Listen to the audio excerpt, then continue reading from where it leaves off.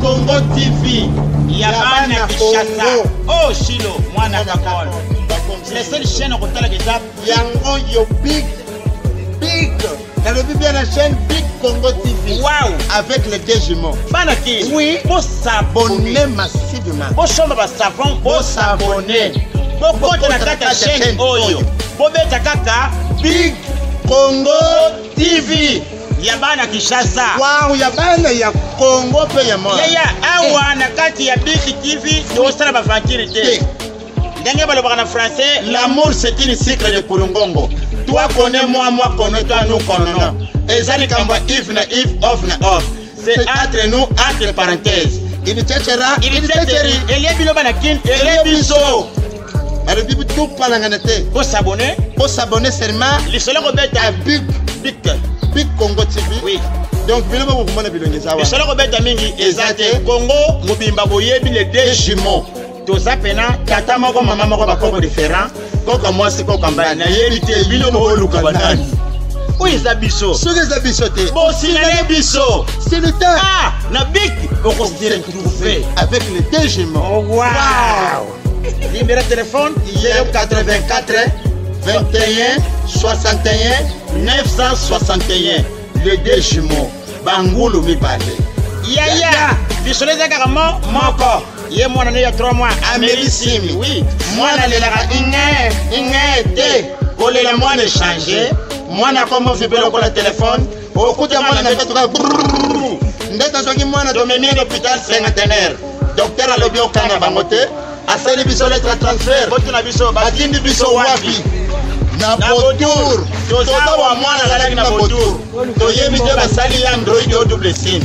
Mais na tongo tokezo mwana toyele na ata besoin asalite longola mwana pampex ibumo mwana et comment réclamer le téléphone oyo appelez votre caca le bébé n'a pas disponible veuillez recharger le notificateur. Merci ya mtozo yango yango bona biki pour s'abonner pour Big Congo TV pour les boss José Coco Mobala pembe. Wow. Atana molili apes éclairage. So, soko yiba betaka mabe, babetaka en gros en détail. Lelo, yemoko boss. Yemoko boss José. Ah! Ozende boss José Coco. Wow! Pour s'abonner, yakoloba mingi ezate mbala sima tokotinda biloko ekosepelisa bino. Wow. Pona koyeba biso ba feti ba manifestation nyonso matanga kutobeka ngote me batu bakufaka. Biso bete okufa. Tango olela olele bebisa kelongi esanga mdasani alongolo ba stress ba ABC ba tafula pa téléphone si toche wana. Wow. Benga biso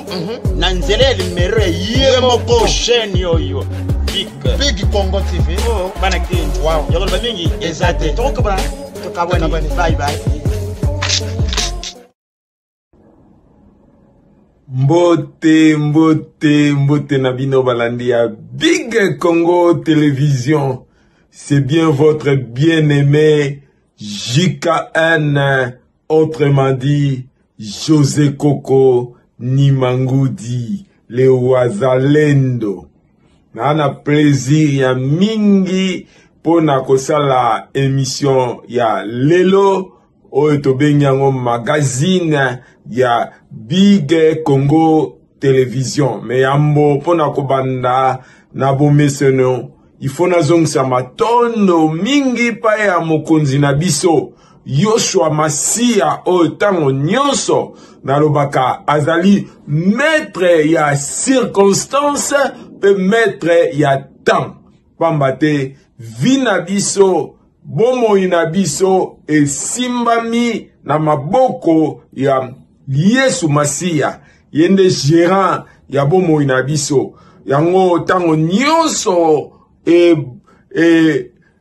avana banda émission na ngai nazongisaka matondo pa na ye pe mutapesi ngai grâce lelo po te nazala nzoto makasi pona passer émission ya lelo eke napesi susu bandeko na ngai nyonso oyo bazolanda ngai napesi bango bambote ya mingi kobanda na Achille Koko mwana mama na ngai na kati ya Zambi kuna kamata mbote na yo na pesi lisusu mbote pa ya le général mwana mama na ngai le général Cherimbala otangu nyonso na belelaka mwana Paris kamata mbote na yo na pesi lisusu mbote pa ya Raoul Koko pa ozali mwana mama na ngai kamata mbote na yo na pesi mbote pa Adam Mokonzi na Zwezo motema ya bebe kenge kamata mbote na ainsi que na pesi mbote pa ya Zozo otangu nyonso na belelaka nièce nationale kamata mbote na yo bongo mama Fifi pa oza Fifi Longo mwasi kasi ya basi kamata mbote na yo sans oublier Bijou Mena na la pointe kamata mbote na yo Serge Mbala na bosani yote kamata pe mbote na yo ainsi que oncle nanga Steve Mabasa na Ferland bokamata mbote na bino nyonso balandi ya Big Congo Télévision lelo tozo banda na politique ezanini gouvernement oyo ebimaki o ba mettre en place et yebaki bongo ko kutana na ba ministre donc premier ministre madame Judith ayebaki ko kutana na ba ministre pote ba solola bayeba ndenge nini bakobanda musala na bango eke rangi pa za na machine ako tiela biso racontre wana ndenge lekaki mais avant to tia racontre ya gouvernement pa wapi premier ministre ndenge na utikoloba ayambaki ba ministre total nanu image oyo elekaki na Tanzanie mutuka e baluki mituka masanga e baluki Tanzanien bazo tala kaka boye bazo sala eloko te bazo tala ndenge nini masange panzani mais so totali na Congo kuna na Kinshasa surtout soki camion masange panzani totala ka ndenge nini batu bayaka pote ba piller camion wana mais kokamwa likambo kokamwa oye salami na Tanzanie koto on dirait que to bayebi eloko te bazotala na bango kaka ndenge wana baza comme si baza intéressé te vraiment Congo bana RDC il faut bolanda exemple ya Tanzanie ndenge nini masange sopani bazotala kaka bongo rangi yo mtoza na régie balancez biso image ya Tanzanie et puis balancez biso image ya rencontre ya ba ministre avec premier ministre oyo ba mettre en place pour na kosolola ndenge nini musala na bango koleka rangi balancez toleka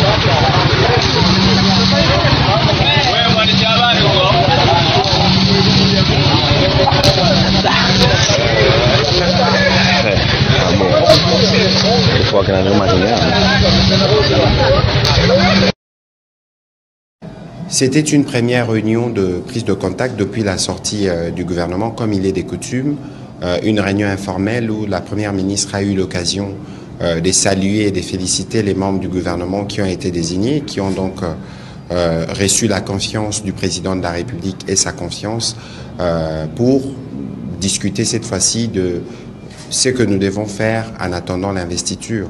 Et donc, la Première ministre nous a présenté les grands axes du programme du gouvernement qui, vous savez, a été calqué sur le modèle des 6 engagements que le président de la République a présenté au peuple congolais durant sa campagne. Elle a présenté les principes directeurs qui ont pour point central justement comment nous réglons rapidement le problème de la sécurité dans l'Est et comment nous réglons le problème social de population congolaise. Elle nous a fait part des entretiens qu'elle a eu à ses propos vendredi dernier avec le président de l'Assemblée nationale. Elle avait dit au président de l'Assemblée nationale qu'elle pouvait être prêt autour du 10 ou du 11 juin avec la copie du programme du gouvernement qui doit faire l'objet des débats à l'Assemblée nationale. Et justement, en parlant de cela, il y a une copie qui sera transmise à chaque membre du gouvernement qui a pris part à cette réunion pour avoir très rapidement les éléments d'enrichissement qui permettront au gouvernement d'étoffer ces programmes et de les soumettre à l'approbation des députés nationaux. L'urgence pour la Première ministre, c'est de nous mettre très rapidement au travail.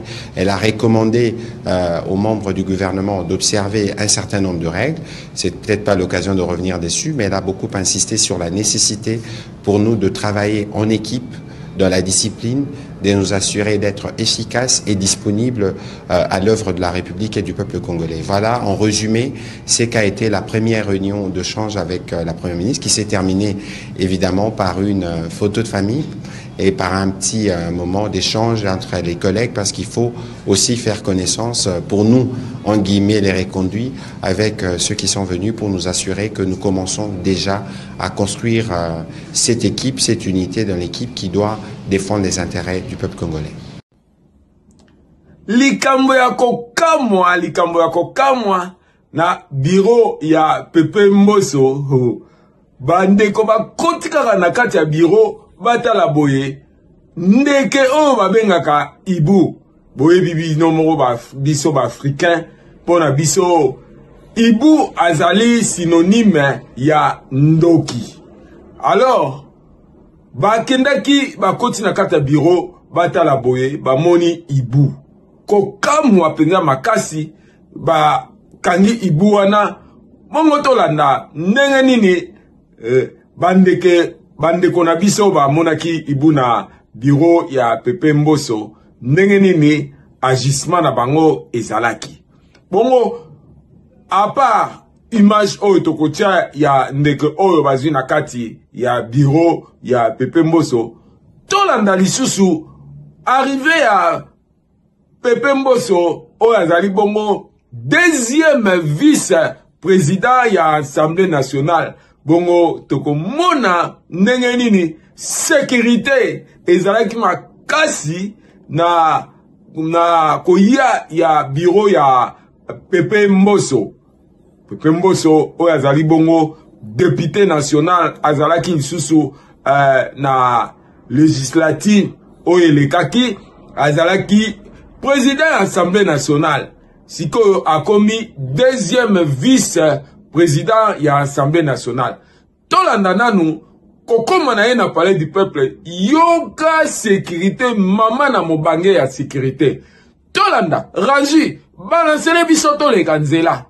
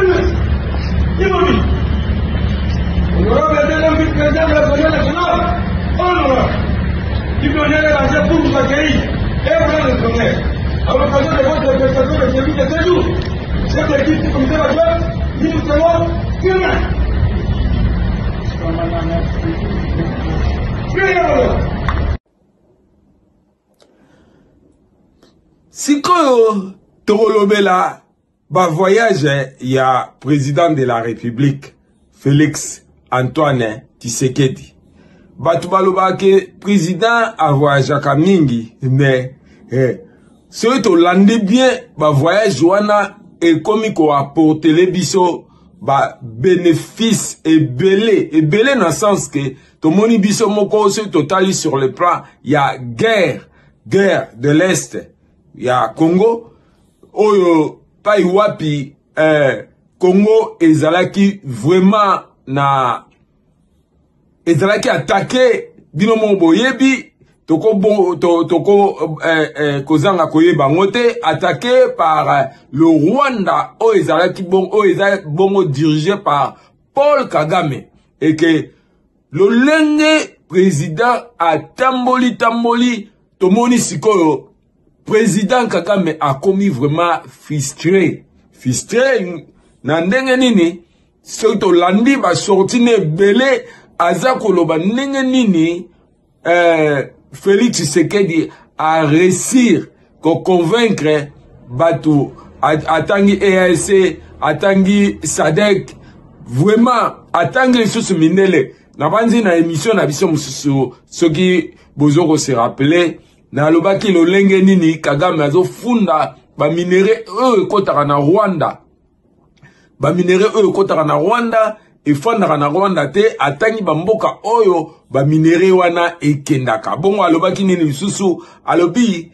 bino bozolo bakaka biso ba minere wana tango yaka ekendaka France atangaki États-Unis atangaki Pologne atangaki bamboka ebele alobi bino bozoko lobakaka Rwanda, il faut pas le baka ba pays wana.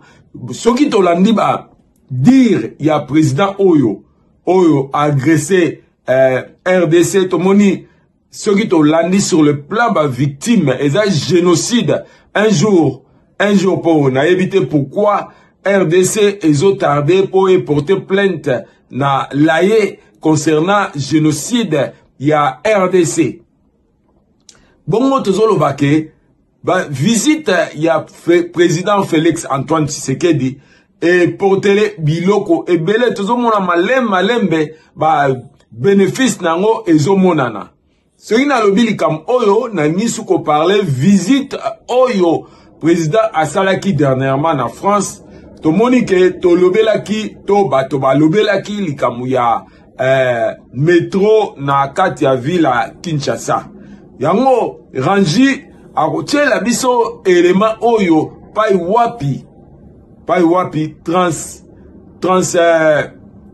transkin ezobongama pote ba étudier faisabilité ya train urbaine na kati ya ville Kinshasa oyo bato bazobenga métro totala ndenge nini bazoko étudier pote batia en place métro pour aider ba transport ya population pambate population vraiment elelaka mingi transport eza pasi soki totali ba embouteillage pasi peut-être soki train oyo koti ville ekozala désengorgé, c'est-à-dire ba embouteillage eko diminuer.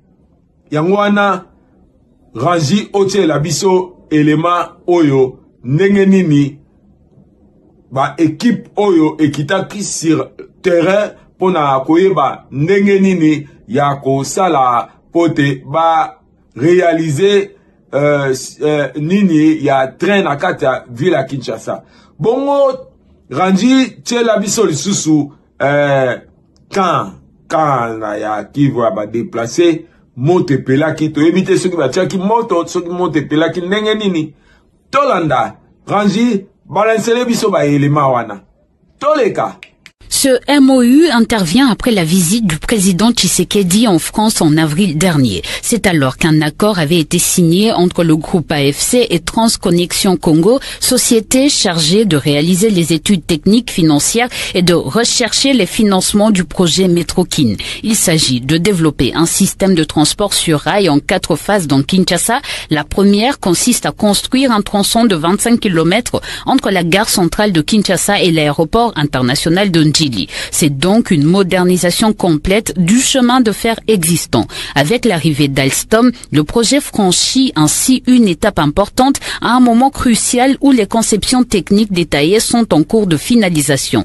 Alstom agira en tant que partenaire industriel stratégique en s'appuyant sur son expérience de fournisseur de trains de banlieue pour l'Afrique du Sud, le Sénégal et sur son travail dans le cadre du projet de métro d'Abidjan, la capitale ivoirienne. En attendant tout le bouclage financier, AFC s'engage à réaliser un investissement initial de 3 millions de dollars américains pour faire avancer la phase de développement qui doit s'achever en 2024. Pour l'heure, aucune information sur le début.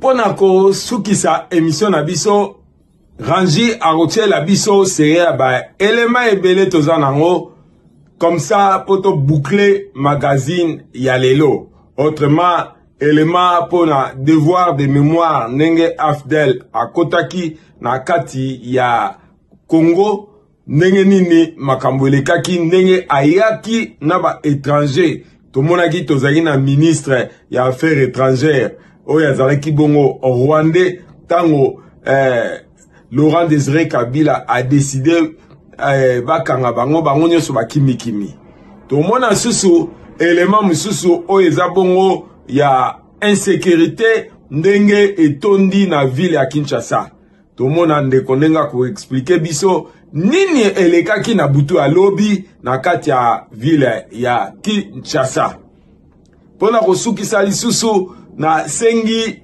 bandeko na biso ya o baza bongo na Londres tomona ka ndenge nini ba indien ba o babengi ba indien ndenge nini balingi ko valoriser ba magasin na bango ya ba indien yango na osenga batu oyo bazali neti na nord-ouest ya Londres pai wapi tomoni toza na ba magasin na biso na Hayes magasin ya papa Jean Boutoli oyo tobenga mimi na kombo ya Chambouyi Jean Food na sengi na oyo ole olongwa na nord-ouest ya Londres kende musika ndengwana na sud pona kosomba na est ya Londres pona kosomba babiloko oko dépenser mbongo ya ticket to soko za na mutuka oko dépenser mbongo essence nini osala te oya na shop oyo ya Jean Food oyo kambami bongo na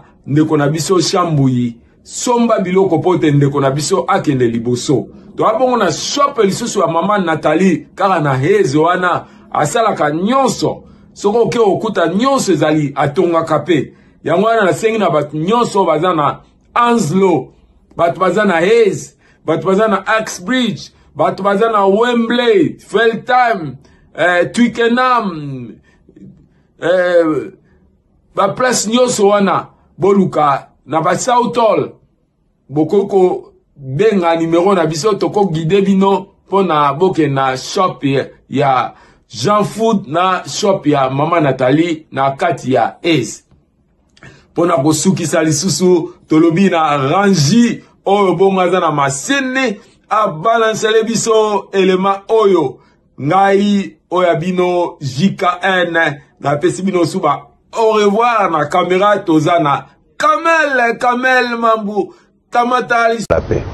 Et je suis très béni de rencontrer un tel homme et je bénis les seigneurs pour cette position à la tête de cette province et nous allons prier encore pour lui. Nous sommes là parce que nous avons compris qu'il ne suffit pas de rester dans un coin de Kinshasa et dire le pays ira bien.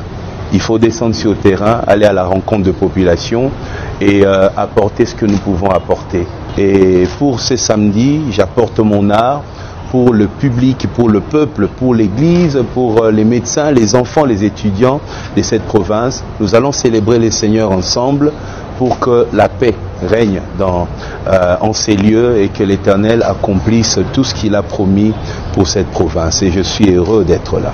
C'est pour nous une très belle occasion de rendre grâce au Seigneur. Tous les Louchois et tous ceux-là qui vivent dans les environs, ne ratez pas pour rien au monde cette belle opportunité qui nous est offerte par le Seigneur, où il envoie son serviteur de très loin. Après cette grande célébration à Kinshasa, il a choisi la ville de Lubumbashi avec l'accompagnement de son Excellence, Monsieur le gouverneur de province du Haut-Katanga. Caribou.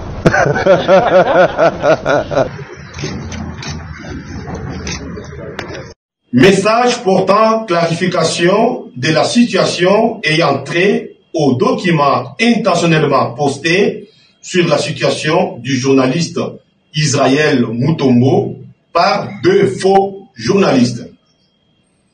Faisant suite à notre déclaration du 27 mai 2024, nous, présidents des commissions permanentes de l'Union nationale de la presse du Congo, réaffirmons par la présente que les confrères Israël Mutombo, journaliste de Bossolo TV, jouit pleinement de tous ses droits et est autorisé à prester librement sur toute l'étendue de la République démocratique du Congo. En outre, nous fixons l'opinion publique que depuis un moment, deux individus sans qualité, en l'occurrence l'ancien secrétaire général Zegbia Wembulu Jesbi, avait été sanctionné par la commission des disciplines de l'UNPC depuis environ 3 ans et avait par conséquent perdu son mandat électif. Curieusement, il se fait aujourd'hui propagateur des œuvres de la dite commission parce que comptant sur un groupe d'usurpateurs avec qui ils veulent créer un bicéphalisme à l'UNPC pour des raisons ne pouvant être évoquées ici au vu de leur nature morale. Quant à son co-listier, Modeste Chabani, ce dernier avait été sanctionné par la commission de la carte depuis 2 ans environ, les désactivant ainsi de la base des données des journalistes œuvrant en RDC. C'est ainsi qu'il a abandonné son Maniema pour venir troubler l'ordre ici à Kinshasa. Cette fois-ci, nous encourageons vivement notre confrère Israël Mutombo, victime de cette barbarie, à se défendre étant donné qu'il n'y a pas de solidarité envers des forceurs et usurpateurs. Solidairement, nous demandons aux institutions de la République démocratique du Congo et aux partenaires de ne pas recevoir ces personnes sans qualité pour engager notre corporation, l'UNPC. Comme précédemment indiqué, seuls M. Ange Gabriel Ngalamouloumé et Mme Pauline Boukassa Kabongo sont en condition et habilités à engager la commission de discipline en qualité de président et secrétaire rapporteur. Fait à Kinshasa le 5 juin 2024 pour les commissions permanentes de l'UNPC, Jean-Marie Bassa, président de la commission de la carte, Ange Gabriel Ngalamouloumé, président de la commission de discipline, Jarik Oumandé, président de la commission de formation professionnelle. Je vous remercie. Tala, la police, oui, ozosa no musala. Mendi melanga ke mabe komi makasi. Ba criminel ba koteli batu awa tozali na ngaliema s'il vous plaît. À partir à 1h, batu balali bakangi ndako na bango pena bien. Kwa la kanzen, kwa muta okota te. Ba sutokara ba partir 1h, koko fongola ndako. Ah, batu ni wana banani. Oh, ngai papa Christian. Papa Christian où tu es? On a voisin na bino. Te voisin tozana papa Christian te. Oh, bobino mabi pa Christian te, te bi pa Christian te. Ça va ba fonganda kuna msabilo likom. Likom nyo biso. Biso ne banena ba mo crime. Ba rasuka noka krakataka bindi. Ba biso bo fongol te to sala mabe. Ah, ba tuna kati pe mo sala autre mezate. Ba zwi libanga munene ba bambi na vitre waso. Vitre panzakate e panzani. Ba kota na kati. Pasi pe mawatala ndako ndenge komi loko la battoir. Makilo bozali komona ezali teke babomini yama. Ba kati nde batu ya kokata. O ya kozwa bazui ba porte-monnaie nyonso ba fongoli ba mona mbongo na kati bazui na ba carte d'électeur ata bilonge kufa nyonso ya kalakor ya seni bilimo boye ba kipete nyonso batina poche ba kena ngo pona ko lakisa ke insécurité na criminalité zali ya komata makasi yoka émotion ya mama ba criminel ba kotela ki biso na ndaku ba kotaki a partir ya portail ba matina portail ba saute moko a sauter a fungoli portail ba o bazaki libanda ba koti bazaki 9 8 nde bakotaki moko atikalaki na libanda baye babeti na porte tango babeti na porte ba vitre nyonso ya porte ekwei bafungoli ndaku sona za na 4 garçons tango babimi bakoka ko tika peteke bango bakota na ndaku na bango ale babandi ko bunda tango babandi ko bunda siko bango bamoni ke bango balekaki bango na makasi nde bazu sikoyo babeti bango babali babeti nani moko bal ekotie na lokolo mususu pe ba betie bal ekotie na lokolo nani elingake bima tangu na bakena kalufungula nde ba remarquer ke bala ba betaki ekotaki me elingake bima me etikali na kati nde bamemaki bango kuna babimisi bango babali wana siko nde nazoloba bazana kalufungula moko babetaki ye lichette ake na hôpital na bango ya RVA do basakaje ndaku bazwi mbongo bazwi biloko bazwi ba telefone nyonso bakenango bazwaki tina television bakendeki nango bake kokuta television na balabala nde balokotaki baye nango mais le reste biloko nyonso bakenango atelo mo batikaki te nyonso bakenango ngaba chaki ngakaka munduki na elongi na pesa bango mbongo soki mbongo ezate ba obomanga nde na tuni bango bobomanga na salibino nini nde moko sikoyo atali na luketu nanga amoni eloko evimbaki wana nde abendi afungoli songa liputa azumbongo zaki na songa liputa bake nango opération na basalaki basisi ale bake Général Blaise Kilimbalimba papa pour renforcer nos mesures sécuritaires ko et anini population comme ko vivre surtout à Kinshasa n'inquiétude nyonso akangi ndako mais ba criminel ba koti atambola na nzela ba kuluna balandi mais finalement tokotambola wapi tokofanda wapi tokokende wapi Kinshasa ka yangoyo pardon mbadi et ala kanini ba konzi bobongisa ko population so vivre lokola zanga mutako batela et à normalité yo de quel sujet? Nationalité de qui? Pakistanais. Ok, c'est bon. Le reste, la mission, c'est quoi? Oui? Marketing aussi téléphone. Marketing de téléphone. Vendre les téléphones. Vous avez le visa d'établissement? Ok, on va voir ça. Voilà. Non? On va voir ça tout à l'heure. Yango yo to komi awa kimona meso. En tout cas, ba Congolais to batela Félix. To batela ye président na biso.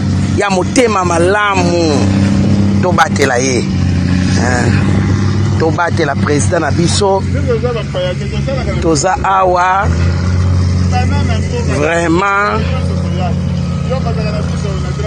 nzambe abatela mwana mobali oyo toza awa na pointe vraiment ndenge bazobendaka sable kwa terre jaune nga nalobi na biro non fonake na komona terre jaune wana oyo bazobendaka ezokendaka wapi bandeko terre jaune yango oyo bazobendaka yango oyo donc il faut donc di bozomona kuna il faut tokoma kuna na kote kuna eloko wana bula mbemba wana ekolimwa oyo bozomona kuna ili wana ekolimwa donc mabele oyo ozomona terre jaune oyo il faut ezwa na limite ya mire oyo totelemi bomoni mire oyo totelemi oyo parce que terre jaune oyo il faut etonda na tina limite ya mire